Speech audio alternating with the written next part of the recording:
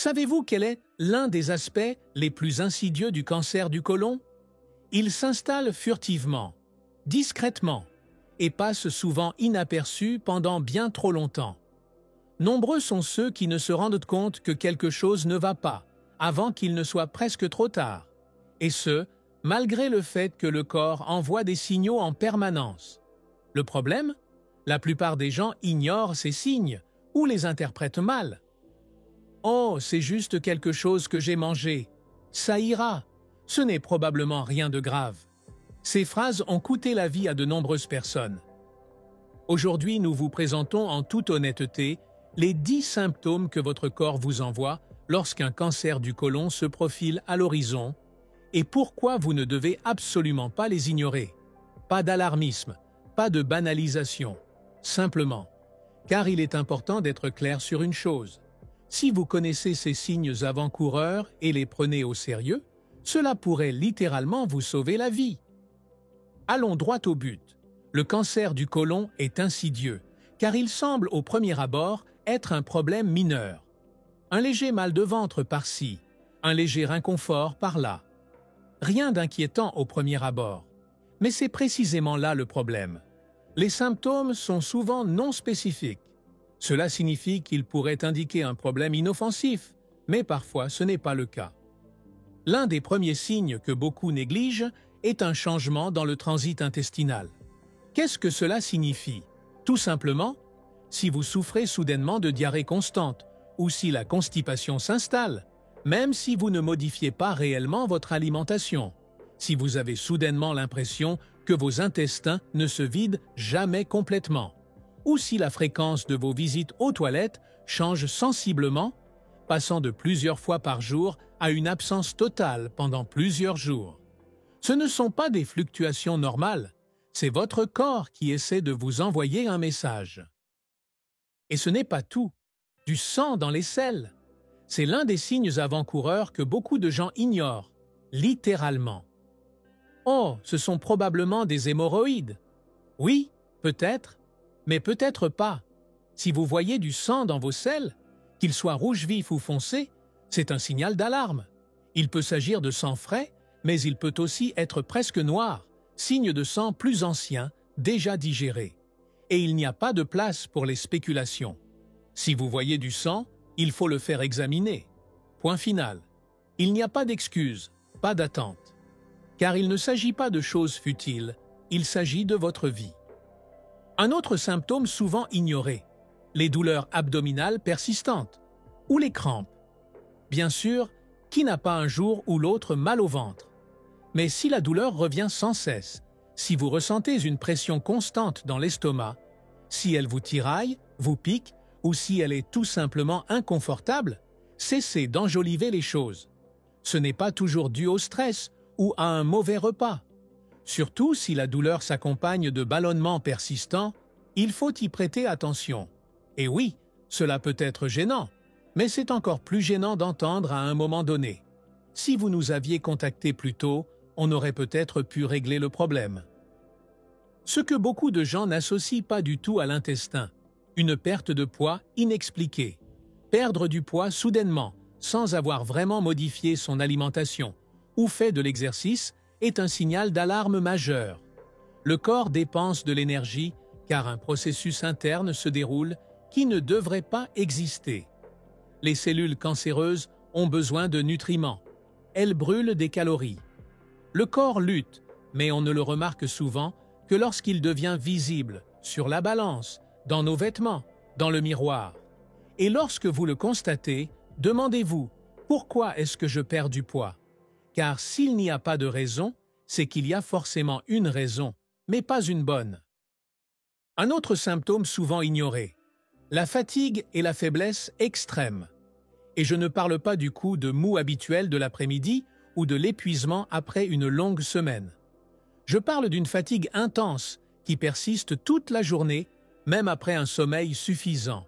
Un état qui se caractérise par une sensation de faiblesse constante, où des tâches simples deviennent soudainement pénibles. C'est souvent le signal que le corps envoie à une tension constante, par exemple à cause d'une tumeur. Et lorsque cela se produit en même temps que d'autres symptômes, toutes les sonnettes d'alarme devraient retentir. En parlant d'énergie, une sensation constante d'avoir besoin d'aller aux toilettes, même lorsque vos intestins sont vides, est un autre symptôme que beaucoup de gens ignorent. Cette envie constante d'aller aux toilettes, parfois accompagnée de l'impression que quelque chose vous dérange, n'est pas une coïncidence. Cela pourrait indiquer qu'une tumeur intestinale prend de la place et exerce une pression. Si vous remarquez ce phénomène, ne l'attribuez pas à un manque de fibres ou à une journée stressante. Consultez un médecin. Certains symptômes sont si peu spécifiques qu'ils semblent dangereusement inoffensifs. Des nausées ou une sensation de satiété, par exemple, surtout après avoir mangé, même si on n'a pas beaucoup mangé. Cette sensation constante d'avoir l'estomac plein, d'être ballonné, de ne pas pouvoir digérer, peut être liée aux intestins. Beaucoup de gens ne pensent aux problèmes d'estomac que lorsqu'ils ressentent des nausées. Mais si les intestins ne fonctionnent pas correctement à cause d'une tumeur, cela peut désynchroniser tout le tube digestif. Et on le ressent, souvent vaguement au début, mais cela reste présent.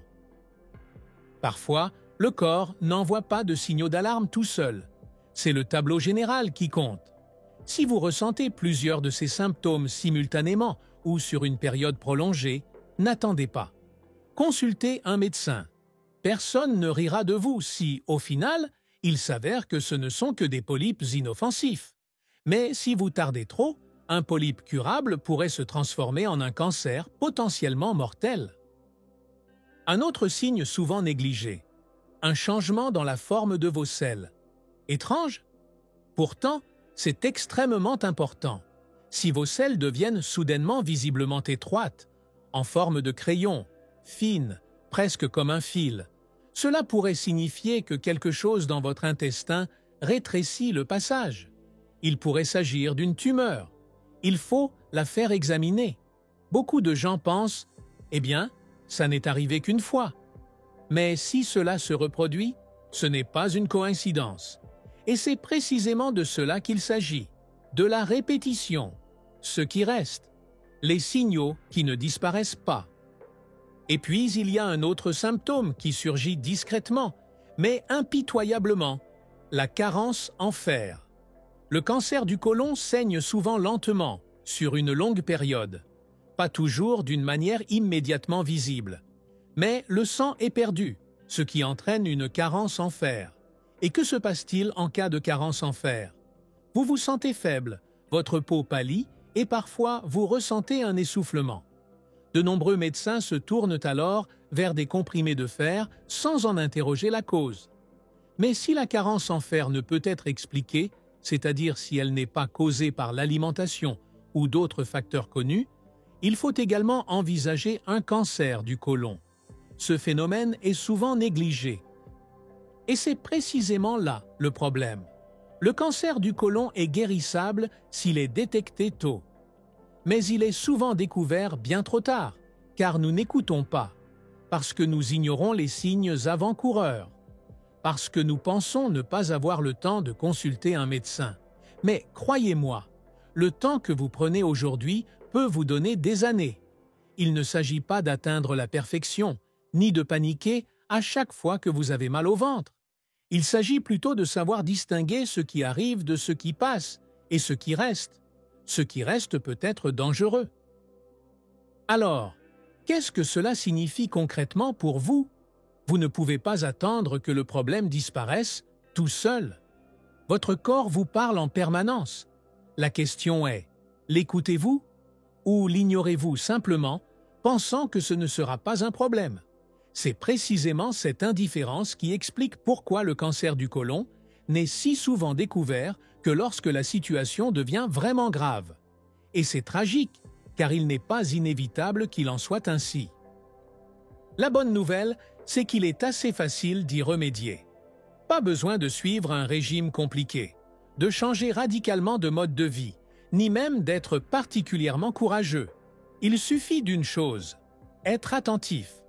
Si vous connaissez les symptômes, et que vous les connaissez maintenant, vous avez déjà un avantage considérable. Et si vous remarquez quelque chose d'anormal, consultez un médecin. Pas de recherche Google, pas d'attente. Pas d'édulcoration. Allez simplement vous faire examiner.